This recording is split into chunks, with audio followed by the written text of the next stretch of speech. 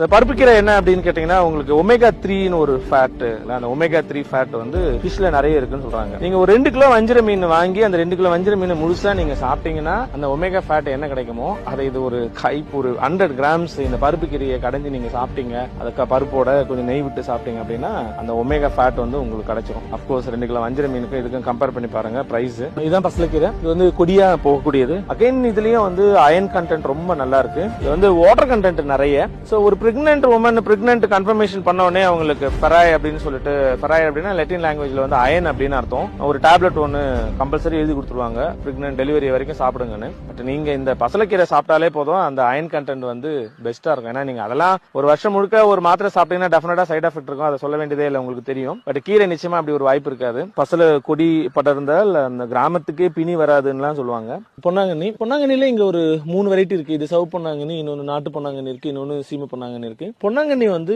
Good for eyesight, கண்ணுக்கு ரொம்ப நல்லது அப்படின்னு சொல்லுவாங்க பொன்னாங்கண்ணி. மணத்தக்காளி இன்னைக்கு மக்கள் எல்லாருக்கும் இருக்கக்கூடிய இந்த டைஜஷன், குடல் சார்ந்த புண்ணு இருக்கிறது இல்லைங்களா, அதுக்கு வந்து இந்த மணத்தக்காளி வந்து ஒரு அற்புதமான மருத்துவம் உள்ளது. இந்த பழம் இருக்கு பாருங்க, இந்த பழம்லாம் இந்த மணத்தக்காளி வத்தல் அந்த மாதிரி எல்லாம் இந்த பழத்தை வந்து பண்ணலாம். இந்த பாருங்க எவ்வளவு பழம் இருக்கு, எவ்வளவு ஹெல்த்தியா இருக்குன்னு பாருங்க. நாங்க இந்த சீட் எல்லாம் கலெக்ட் பண்ணி கொஞ்சம் இங்க சாப்லிங் எல்லாம் டெவலப் பண்ணி அதை பண்ணுவோம். இது வந்து இந்த மணத்தக்காளி வந்து உங்களுக்கு மணத்தக்காளி அப்படின்னு சொல்றாங்க, அதுக்கு பேரு.